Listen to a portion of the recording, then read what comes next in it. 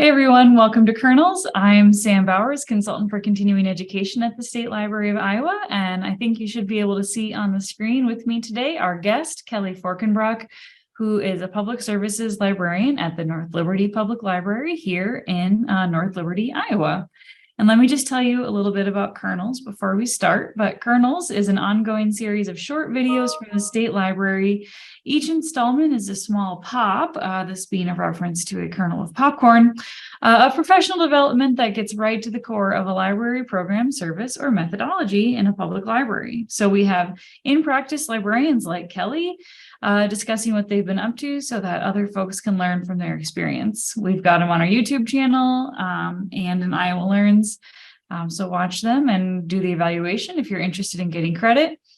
But Kellee is here today. I first heard about some work that the North Liberty Public Library was doing to support workforce development in their town and reached out to say, hey, North Liberty, can we talk a little bit about workforce development and how you partner with and support workforce development initiatives? And Jenny Garner, the director there, referred me to Kellee. So Kellee, can you kind of kick us off this workforce development kernel? Tell us a little bit about North Liberty, a little bit about your library.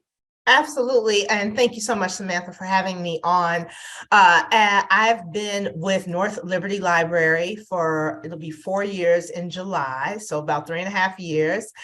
Before that, I spent the first 2 decades of my career in the private sector, working in fields such as marketing, program management, contract management. So working with businesses and working with workforce, including time as a co-manager of a staffing agency, as well as managing a classified advertising management team that specialized in employment advertising. So working with workforce development and working with managers and folks who are hiring was experience that I brought to this current position as public services librarian. North Liberty as a community has just a little over 20,000 residents. It is what I love about North Liberty is that we're smack dab in between Iowa City and Cedar Rapids, 2 hubs in the Eastern Iowa area. So we really take advantage of that positioning to not only reach out to businesses and business owners in the Iowa City Coralville area, but to also reach out to those in Cedar Rapids. Our library, among the many materials and technological offerings that we also have 3 study rooms and 4 meeting rooms. So one of the great things about having that space available is that we've been able to work those into co-working spaces as well. In fact, one of my goals as public services librarian is to continue to promote that part of the library, that we can serve as kind of a middle entry point for Iowa City and Cedar Rapids professionals if they're traveling between towns, if they need to take a break. North Liberty is a great stop, and North Liberty Library is an even better stop for local professionals as well. So I want to jump in with a question really fast here, because you threw a word out there that I feel like we've started to hear more during the pandemic, but especially this as we talk about work from home and work from wherever kinds of setups. But you said the word co-working. Yes. What does that word mean? All right. Well, I will give my best definition. Co-working, and as you mentioned, has become much more prevalent during the pandemic. Co-working are communal spaces where professionals can get together and get work done outside of a typical office environment. Co-working spaces can look anything as you would want them to be. Some co-working spaces, and we have several of them here also in Iowa City, as well as one right across the street from this library. It can look like a traditional office, a cubicle setting. It can look like someone's rec room with colorful couches and bean bags, but it really is set up so that you can work independently from your office. These are especially great spaces for those who are working, who are solo entrepreneurs, who work from home, who work from home, who don't want to be necessarily in their bedroom doing work, and they want a change of pace. So that's my best definition of what co-working and what a co-working space looks like. So if I own a small business, Mhm, small internet business of some sort, maybe I, make and sell crafts and sell them on Etsy or something.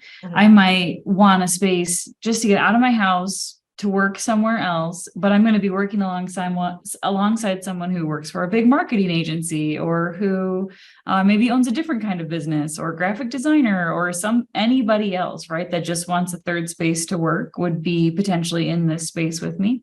Yes, absolutely. And it provides, that you mentioned that provides an additional way to network. Because if you are a small business owner who owns a flower shop or an internet business, and you're housed next to someone who owns a marketing agency, well, that's a relationship that could lead to a business opportunity for you both. So not only are co-working spaces great alternatives to office settings and at-home work settings, but it's a great way to network and connect with local business people you may not have had an opportunity to meet in other spaces. Absolutely. So there are like paid options to do this in town. In other words, I can pay a company money and go sit on their pretty couches and Yep. in this kind of space. But you're saying the library is offering that as a free service to the workforce community in North Absolutely. Liberty. I think it's one of the hidden treasures of our public library. And I know many other public libraries in the state also have meeting rooms and study rooms. It's one of those hidden treasures, and it's one of those opportunities that librarians can use to market their libraries. The saying is libraries have a marketing problem. And when you have a meeting room space and study room space, and your only thought is that this is going to be meeting rooms for internal meetings among library staff and study rooms are just for students, you're really cutting yourself off at the limbs there as to what other services your library can provide, especially to local professionals. Public libraries are not the first places that local professionals think of when they need to attend to business matters. Absolutely. And one of my goals with North Liberty Library is to change that perspective and help nurture in our local professionals into this library space. Well, it's I love the word you've given us there that, a library can start making some little flyers that say, co-work at the library, co-working at the library. Just a new word or phrase rather than saying, haul your laptop to the library, plug it in, sit down, work a while, Yeah, co-working. especially, and if you are a library like ours, who is blessed enough to also have technological suites available for use in-house. I mean, we have an IT coordinator on staff. He's actually the IT coordinator for the entire city of North Liberty, but we are lucky and blessed enough to have his office housed here in the library. So he's very accessible to us. And since his tenure, we have received new laptops. Also with grant writing, I help with grant writing. So we've been able to fund through the grants that we've been awarded new laptops, new iPads, hotspots. We've always had computers available for public use for both adults, teenagers, and small children. So when you add that to it, there's really no other choice, I think, for local business owners. Do you pay hundreds of dollars a year to a co-working space and still have to bring your own equipment? Or do you come to the library, get a room, get Wi-Fi, get a laptop, get printing services for absolutely free? If I were a small business owner, I think the choice would be very simple. I would certainly think so. So this is a great service. I also think we've talked in the past about some more formal partnerships you have with the Iowa Workforce Development Office in your area. Can you talk a little bit about that? Yes, I work with Iowa Works. They are housed in Iowa City, which is again about 15 minutes away. That's the home of the University of Iowa, for those who aren't familiar. We have worked with them on a few endeavors. The most recent endeavor that we worked with them on was in last January, just a year ago this month. We launched the library's first job fair. And that was something I was very, very proud of. It's something that was very new to our patrons, and it's something I'd like to do again. But we launched a job fair under our banner called Lighthouse in the Library. And Lighthouse in the Library is a conversational series that we hold with our patrons and the public to talk about issues central to North Libertarians. This initiative was funded by the ALA's Libraries Transforming Communities grant, which we were awarded 2 years ago.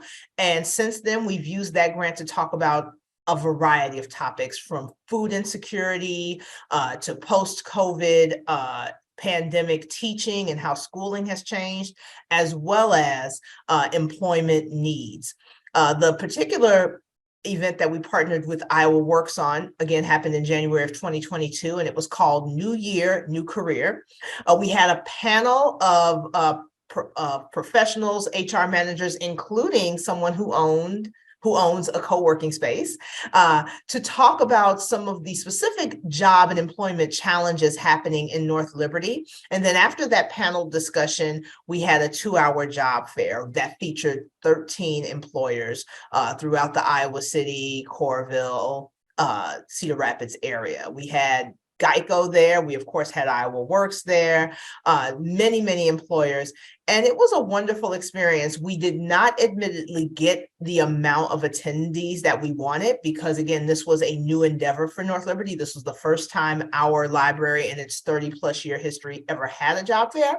But we're hopeful that we'll get more traction in the future. And in relationships with organizations like Iowa Works really helps and benefits that a lot. Absolutely. So talk a little bit more about that. What mutual benefits have you seen since you've started partnering on events or started working on some different things together?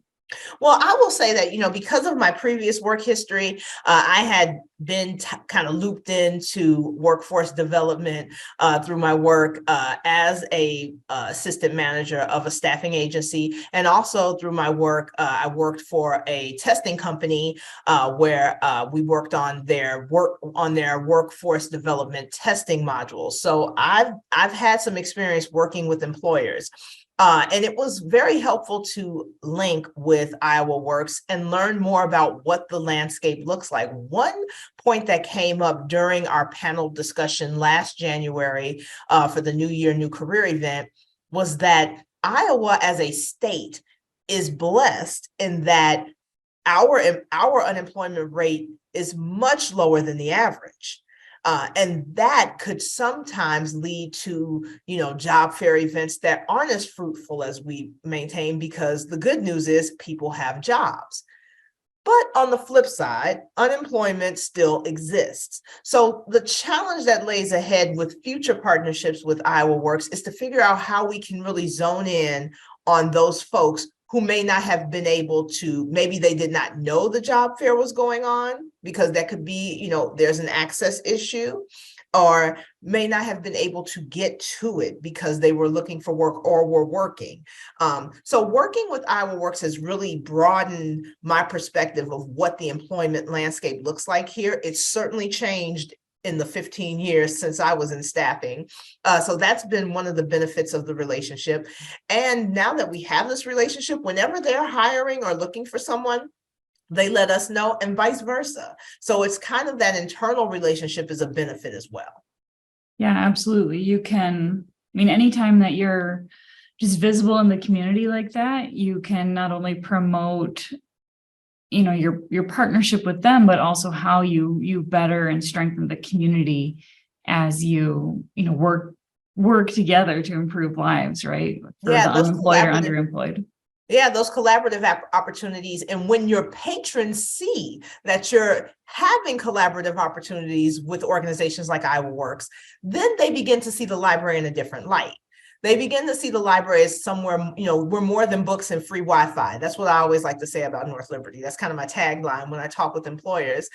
And it's very true, because when they see us partnering with organizations like Iowa Works or Big Brothers Big Sisters, in fact, we're partnering with Big Brothers Big Sisters on another initiative, not employment related, but another initiative. But when your patrons see that, then that broadens what the library can do for them. So when they think about looking for a job, they remember, oh, the library worked with Iowa Works. Maybe they have some information I can use, and that's very helpful.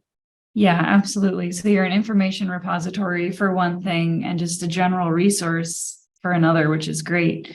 So how do you hope to keep growing partnerships, services, workforce related? Are there collections you're looking at? Are there events you're looking at? What are you thinking for what's next? Oh, well, that's a great question. And what you said right there is just one of many ways we can do that. You know, we need to look, you know, it's not just anything that I'm doing. We also need, you know, we continue to use events that our adult services librarian is creating.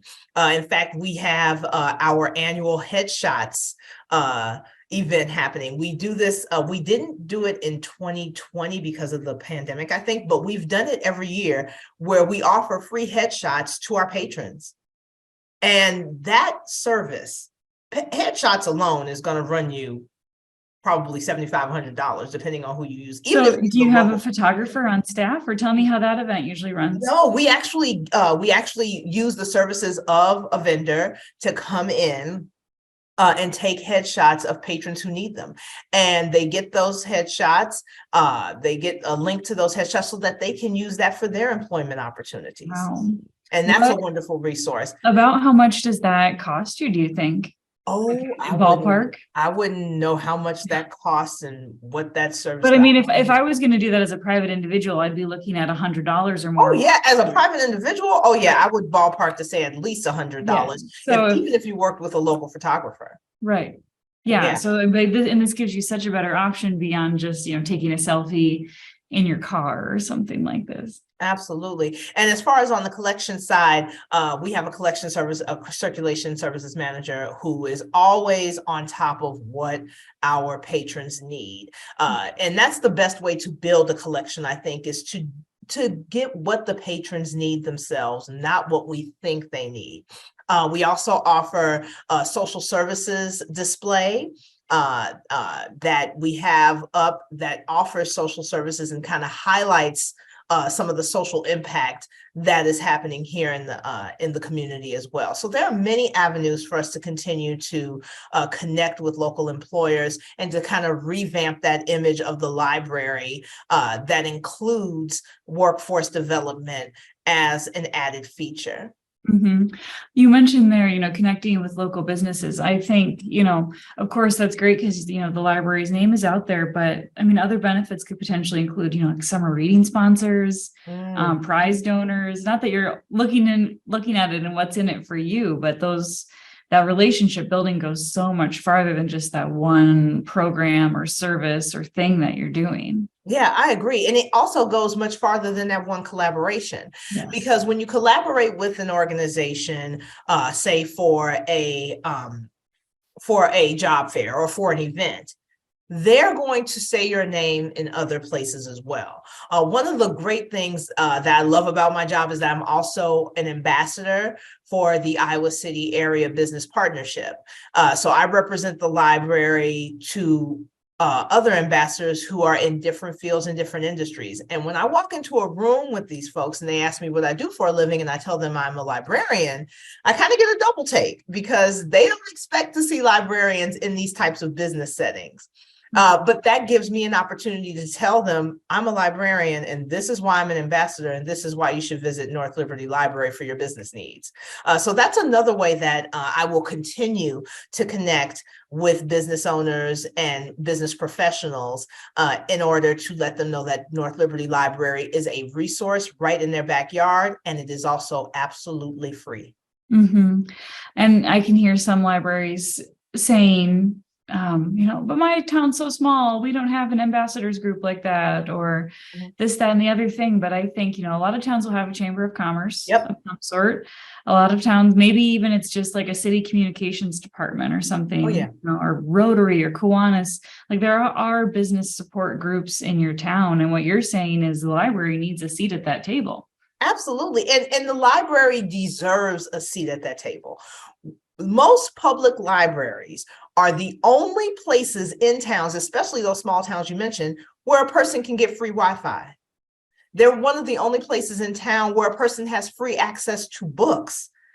So when you think about your positioning, I think libraries and public libraries need to own that, like really own your position as a beacon of information in your town, no matter the size of the town. In fact, the smaller the town, the better, because where else will your patrons go to get those services for free?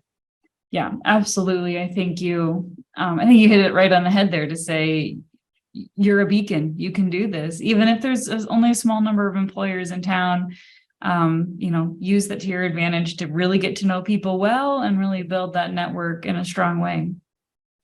So the last question I always sort of like to close with until I sort of say that, do you have anything else to say? But you've sold it to me, but suppose someone's still a little bit on the fence here. Maybe I'm new in my town or I'm new in my library.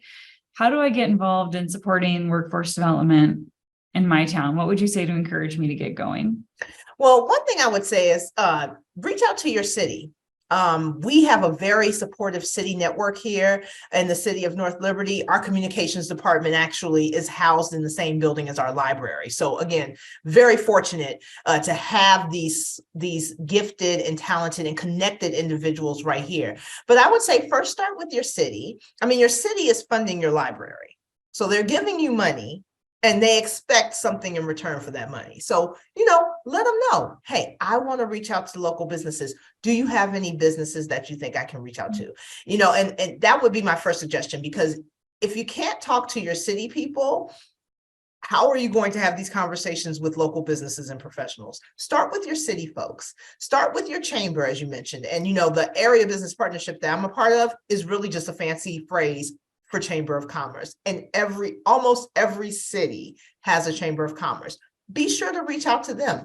If you're still a little ambivalent about having that conversation and really reaching out, I'm extroverted, so I'll talk to anybody. But if you're still ambivalent about having that conversation, check out your chamber's website. Check out the next time they're having a meet and greet.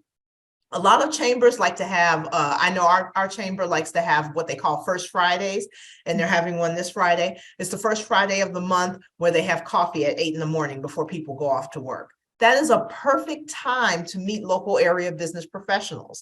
And you're not going to spend that much time talking. These people are coming to get their coffee. They're going to schmooze for a minute and go to work. It's the perfect time to give yourself a quick 7-second introduction to someone. So those would be my suggestions. Check out your relationship with your city, and also see what's going on your Chamber of Commerce's website and catch the next event they'll be at. Another way I always like to encourage people, and you're probably more the expert here, would be to, if you get some pushback to say like, well, the library is just about books, or the library is just that or the other thing. You're like, well, okay, we are about books. You're right. Here's a great collection we have on writing a resume, getting a job, doing interviews, building local economies, whatever it is. Or maybe you can do something like a resume writing workshop in the guise of Microsoft Word skills, or print business cards. Once you spend ARPA money on a new printer, print some business cards for the first, 10 people who come to your program, whatever it is. But, if someone gives you pushback to say like, well, stay in your lane, I think there's a lot that is in a library's traditional lane that we can still, promote the economic development of our area. Absolutely. With programs and services. I agree. I think that it's important that when you have these conversations, even these little 10-second conversations with folks, you want to have some facts in your back pocket. And that just comes from my sales background. I spent almost all of my 20 years in the private sector doing sales. So you never go into a pitch without some facts in your back pocket. So make sure you're talking about the collection, like you said. Make sure you're talking about the events that you've had. Make sure you're talking about the collaborative relationships that you've had. Don't be afraid to name drop. If you collaborated with your local workforce development agency and it was successful, then why not tell someone that? I mean, I think that that's just the best way to go. And if you don't feel like, you are confident enough to talk about all of these points and pull those facts out, hand them your business card. Say, I would love to tell you about some of the work that we've done. Here's my card. I'd like your card. I'd like to email you just some links to some press releases of events we've held. Just give you some ideas on what we have done. I can put that in your inbox today. If you feel like you're getting pushback, always get that card. And I always say, get the business card first before you start talking. Have that business card ready, exchange it, and then go into your pitch. Because even if the person walks away, but you still feel compelled to contact them, you have their email address right there. That's a great tip, Kellee. Well, anything else you want to say in closing here? I think we didn't even talk about your sort of white paper report that was published through, was it ARSL? Yes, yes. Wait a minute. It was I think it was programming librarian. It was ALA, I think. Yes. Yes. And we did a case study with ALA, and that was wonderful. It was about Lighthouse in the Library, our conversational series. And that was a wonderful addition. Will you put links in the show notes? Yeah, I'll put links in the notes. All right, I'll provide that link so you can read about it. But I guess in closing, I just want to say that I am a lifelong lover of books. I'm a writer, I'm a librarian, I'm a library student, and I've also sat on the board of trustees for a local library.